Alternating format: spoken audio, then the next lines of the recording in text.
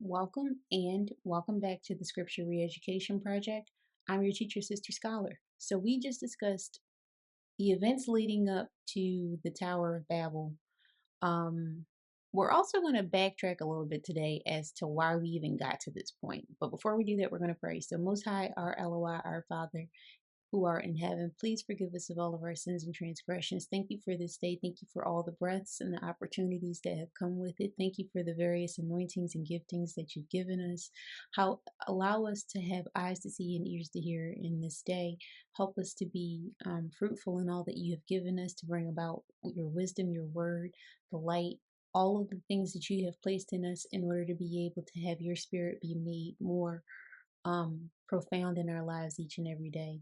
Please help us to see you more, to understand when you're speaking to us, to understand the way that you are talking to us personally.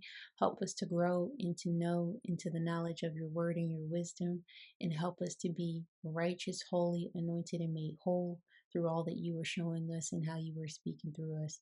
Thank you for all the opportunities and the grace and the provision that you provided for us. If we are in need of anything, we ask that those needs be met. Help us to be your elect. Help us to be the way that you have formed us to be. Thank you for all this, and by the Lamb's authority we do pray. Hallelujah, so it shall be. Okay, so we're going to talk about these ancient grudges for a moment. All right, we're going to read this again. So, Book of Jasher, chapter 6, verses 38 through 42. And at the revolution of the year, when a full year was completed to Noah's dwelling in the ark, the waters were dried off the earth, and Noah put off the covering of the ark. And at that time, on the 27th day of the second month, the earth was dry. But Noah and his sons and those that were with him did not go out from the ark until the Most High told them.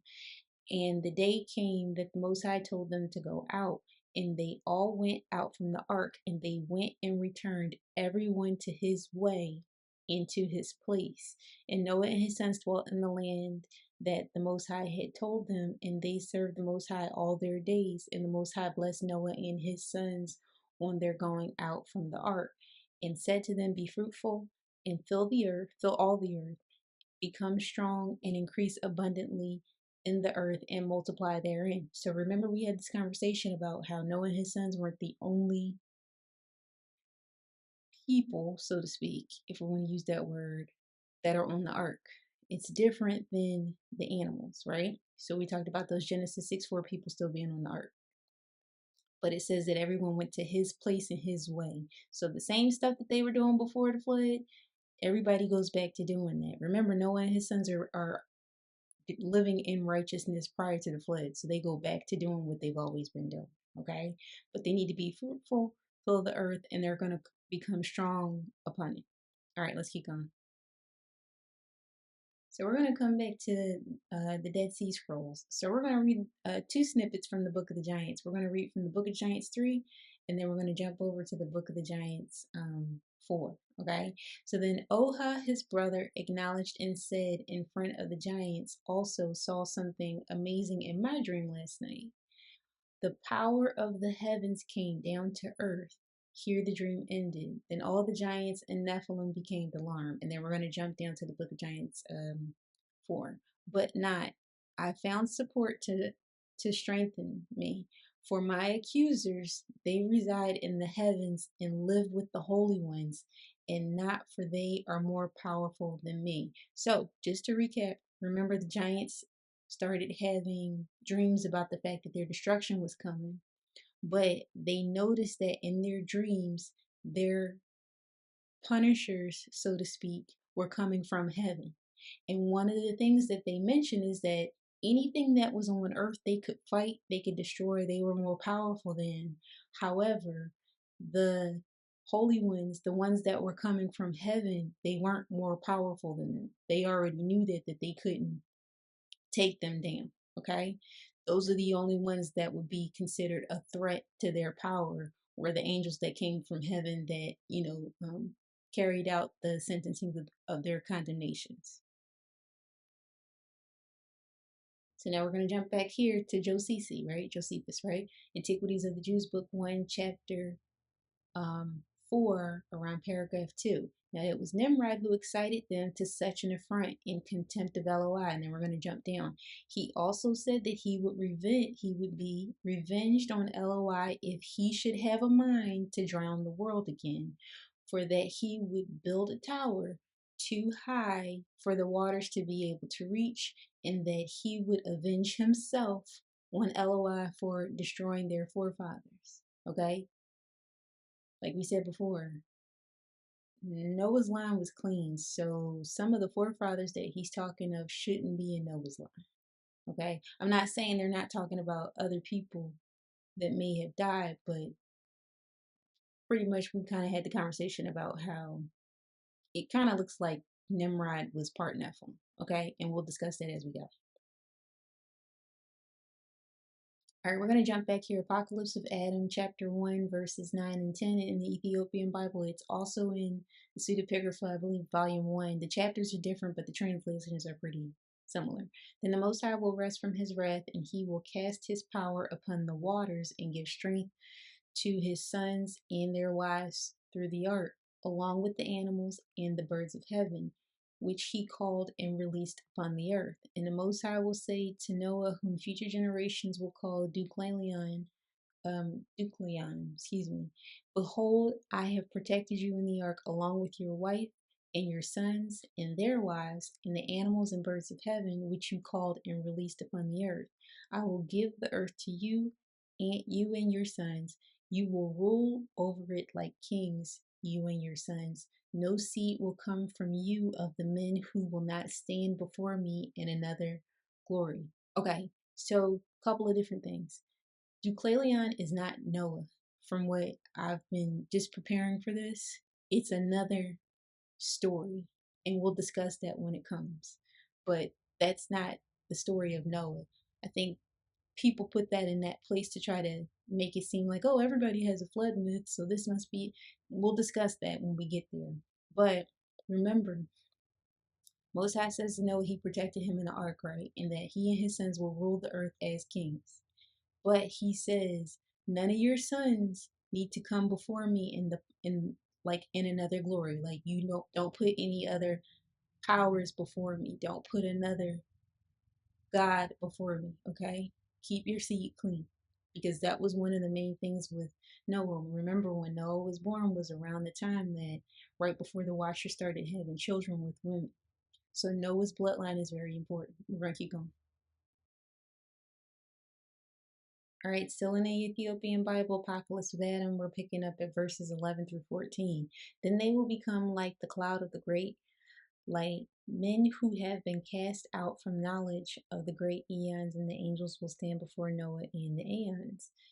And the Most High will say unto Noah, why have you departed from what I told you? You have created another generation to scorn my power. And Noah will say, I will testify before your might that the generation of these men did not come from me, nor from my sons, it came from knowledge. And the Most High will take those men and bring them into their rightful land, where they will build them a holy dwelling place, and they will be known by that name, and will dwell there for 600 years in the knowledge of imperishability.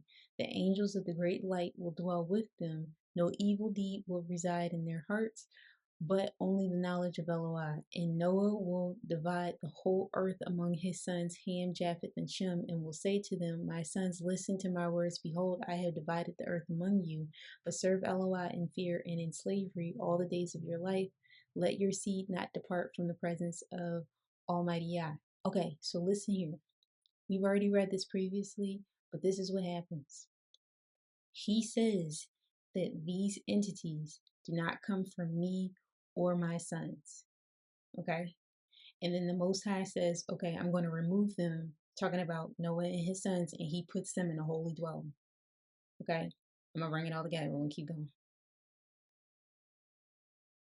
All right, we're going to read this again. So now we're still Apocalypse of Adam, Ethiopian Bible. We're now at verses 15 through 17. The son of Noah will say, my seed will be pleasing before you and before your power. Seal it with your strong hand, with fear and commandment, so that the entire seed that come forth from me may not turn away from you, and Most High Almighty, but will serve in humility and fear of his knowledge. Then others from the seed of Ham and Japheth will come, 400,000 men, and enter into another land to dwell with those men who came from the great eternal knowledge. For the shadow of their power will protect those who dwell with them forever, from every evil thing and every unclean desire. Then the seed of Ham and Japheth will form 12 kingdoms, and their seed will also enter the kingdom of another people. Then those who are dead of the great eons of imperishability will take counsel and go to Sakla, their God, to the powers accusing the great men who are in their glory. Okay, remember this recap, right? The first part is talking about Shem and his sons, and he said his seed is going to be pleasing before the Most High. Then Ham's children and Japheth's children enter into another land. Now, I'm going to tell you right now, everybody is still in Asia. They have not gone on to their land allotments yet, but they are starting to spread out because remember, it's supposed to be everybody start spreading out, right? Then we had the whole tower, and then now it's a force spreading. But everybody's spreading out. In the process of spreading out, they have to go where the Genesis 6:4 people are dwelling, right? But they're being preserved in righteousness in that. We've already discussed, we're just doing a recap, right? Then it says right here, then the seed of Ham and Japheth will form 12 kingdoms, and their seed will also enter into the kingdom of another people. Then those who were dead, talking about the demons, of the eons of imperishability will take counsel in their God, who is Sakra, and they will go on and accuse these great men. Okay? All right, I'm going to put some things in perspective. Hold on.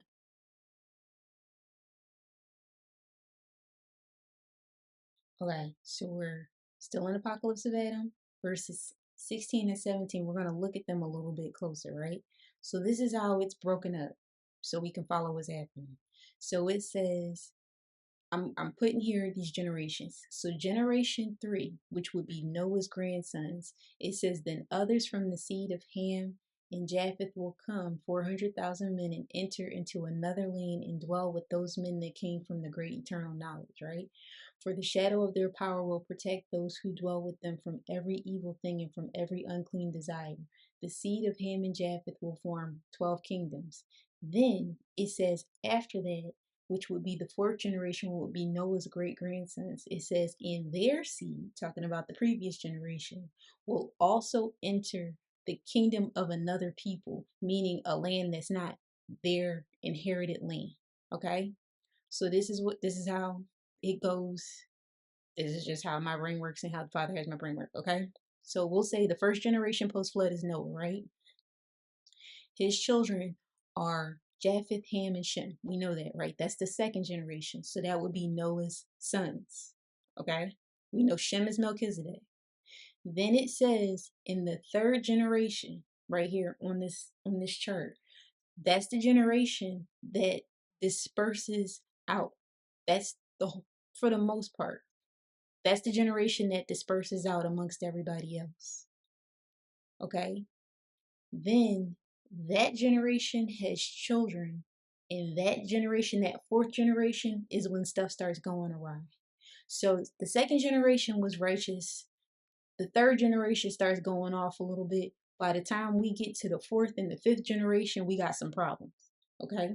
So Gomer has 3 sons, Ashkenaz, Riphath, and Tergum.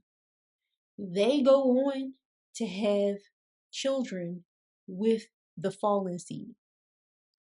We're not there yet. I'm just giving you a heads up. That's what happens. Okay.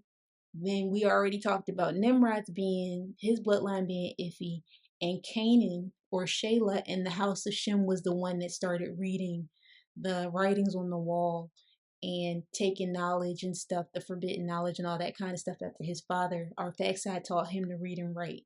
This fourth generation is how wickedness starts in the house of Noah. By the time we get to the fifth generation, we really got some problems. So, like I said, Gomer's children start having children with the fallen. And now, by the time you get to the fifth generation, you have a mingled seed. And then Nimrod's son is out of pocket, which is why, remember, we had the conversation previously. I know this is a lot of information, but I'm going to explain it. Which is why when we were discussing Melchizedek, in previous generations, we had this discussion about how the Most High always gives a response to the level of wickedness that is happening. So because of the Watchers, when they started having children, his response to that was no, right? Just like we discussed previously, his response to Cain killing Abel was Seth. His response to the Watchers teaching for forbidden knowledge was Enoch. Okay?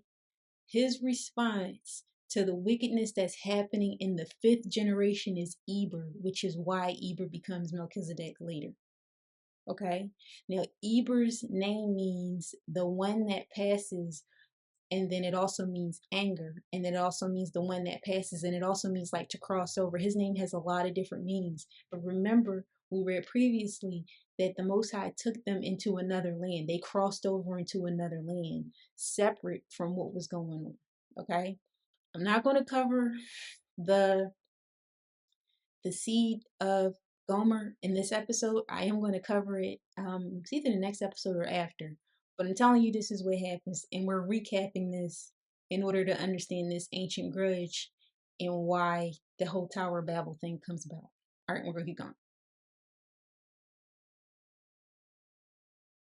Jasher 9:35 through 37.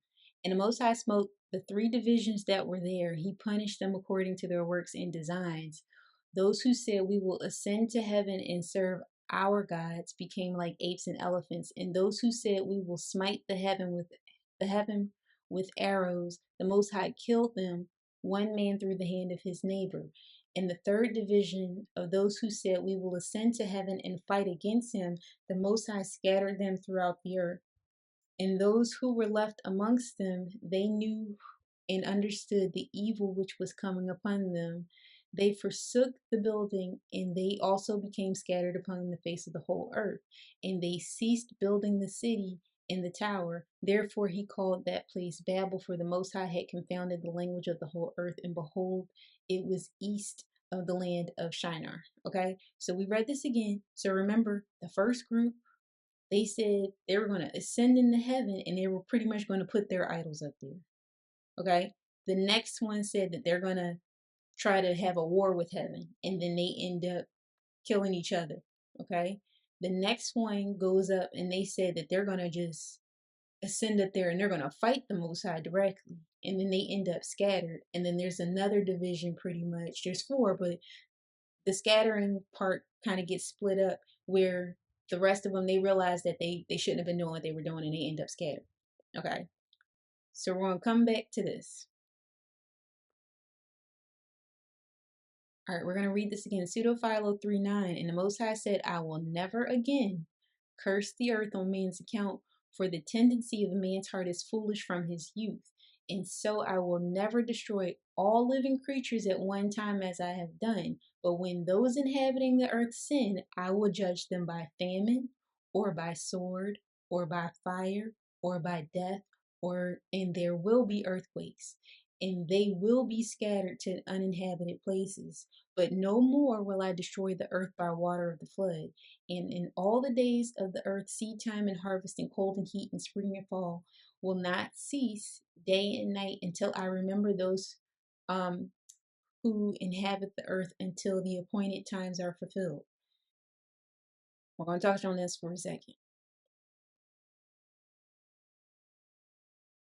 Okay, here are the highlights, right? So what we just read were the judgments of violating the Rainbow Covenant.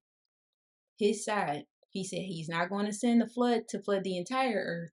He never said he would never send a flood again. There's a difference, okay? He just said, "I'm not going to flood everything." So he said he's not going to flood the entire earth. He said, however, if y'all get out of pocket, I'm going to send famines, the sword, fire, death. There's going to be earthquakes, and he's going to scatter people to uninhabited places. The sin and transgression of the tower and the city causes a chain of events which we're going to cover. But the main issue as to why the tower was even a thing is because they were the children of the fallen were pretty much, they felt some type of way about what happened to their fathers and their brothers and their forefathers and everything that happened. That's pretty much why it becomes a thing. Okay? But because the tower was such an egregious sin, and it was a unlawful crime pretty much, is a trickle effect of a lot of events that happen after. That's why we're covering it here. The main reason the tower was built was because they felt some type of way about what happened to their forefathers on the other side of the flood. If Nimrod is saying, well, he shouldn't have done that to our forefathers, Nimrod wasn't alive yet. Why does he feel some type of way about it when you're technically only really supposed to be hearing what Noah's saying? And based on what Noah's saying, Noah is pretty much going to be like, yeah, it was like craziness going on and he had to wipe them out because people weren't doing what they were supposed to do. But if you're hearing the story from another side, it would be like, well, we was minding our own business and we were kings and we were doing this and he just came out of nowhere and do it. It's about what you hear the story from. So they're trying to get their lick back. They're like trying to retaliate against heaven because of what happened to them. All right, we're going to keep going. All right. Pseudophilo 7, 1 and 2. And it happened after these events that the people of the land were not turned from their malicious plottings. And they came together again, and their leader said, the people will not be defeated forever, and we will come together and build ourselves a city and a tower that will never be taken away. And when they had begun to build, the Most High saw the city and the tower that the sons were building, and he said, behold, they are one people, and they have one language for all. But what they have begun to make, neither the earth will put up with it, nor will the heavens bear to behold it. And if they are not stopped now, they will be daring in all the things they prosper to do. Now, heaven can take it as far as like if they really wanted to try to do that war, heaven can fight them. But it's just like, yeah, the earth can't can't manage because they could wipe everybody out. Okay, we're gonna keep going. Pseudophilo 7:3, and behold, now I will divide up their languages and scatter them in all regions, so that a man will not understand his own brother, and no one will hear the language of his neighbor. And I will banish them to the cliffs, and they will build for themselves huts with stalks of straw, and will dig caves for themselves, and live there like beasts of the field. And thus they will remain before me all the time, so that they will never make such plots again. And I will consider them like drops of water, and liken them to spittle. And to some, and to some the end will come by water, but to others will be dried up with thirst. So here's the thing. So their crimes were so egregious that they were living, like I said previously, some of these ancient civilizations, I believe, were a lot more advanced technologically, than we've been told that they are. But because they tried such an affront, he said, okay, well, you're acting like animals. I'm going to make you live like animals. So now you have cave dwellers. You have people living in huts, straw, and all these other types of things because of the actions of their forefathers. But he also says that in addition to everything else, the language barriers and all those types of things, he said to some of them, their end is going to come by water, which is a flood. And then others of them, he's going to dry them up with thirst, which means some type of, dearth, which would be pretty much like a dry climate, like nothing grows, there's no water, nothing comes. So it's like one extreme to another, which is still a judgment. It's still a judgment by water, and it's a judgment by heat as well. All right, Pseudophilo 7:4, and before all these I will choose my servant Abram, and I will bring him out from their land, and I will bring him into the land upon which my eye has looked from of old. When all those inhabiting the earth sinned in my sight, I brought the water of the flood, and I did not destroy it, but preserved that land. For neither did the springs of my wrath burst forth in it, nor did my water of destruction descend on it. For there I will have my servant Abram dwell, and will establish my covenant with him, and I will bless his seed and be master for him as Eloi forever. Okay? So there's a flood that happens. And he says he doesn't cause it to desecrate that land. Okay? And then we're going to come back. But before all of this happens with the Tower of Babel, he said he chose Abram then. So while everyone's still speaking the same language, while everybody still, you know, can converse with each other, while everybody's still on the same page about things, while everybody is still technically one nation of people, that's when he chooses Abram. Okay? He doesn't give him the covenant yet, but he's already chosen him. All right, keep going. Pseudophilo 7:5. Now, when the people inhabiting the land had begun to construct the tower, the Most High divided up their languages and changed their appearances. And a man did not recognize his own brother, and no one heard the language of his neighbor. So it happened that when the builders would order their assistants to bring bricks, those would bring water. And if they demanded water, those would bring straw. And so their plan was frustrated and they stopped building the city. And the Most High scattered them from there over the face of all the earth. And therefore the name of the place was called Confusion, because the Most High there, Eloi, confused their languages, and from there he scattered them over the face of all the earth. Now here's the thing. This is how you get, if you know anything about genetics, this is how you get different haplogroups of people. This is what starts changing the appearance of people as to why they are so drastically different. So the Tower of Babel does not only change the languages of the people, it changes the physical traits and characteristics of them as well. So it says right here at the top, it says he divided up their languages, which we all know that part of the story. But it also says, and changed their appearances. And man did not recognize his own brother. So that's how you have these extremes of people who have really, really black skin, and then really, really white skin. And then people have different hair textures and all these types of things. All of these things came as a result of the tower. He said, you think you can build a tower, I can change your genetic makeup. So now you have a whole bunch of variations of people that you didn't have before. Now you have variations of animals in different climates and stuff. I'm just saying here. I'm just saying. But this is probably why you have such a variety of different species of animals and stuff as well for different areas. Everything became split and divided. They tried to be unified, and it only caused their division. Okay, and then we know that the place is called Confusion, and the people were still trying to build, but they couldn't understand each other.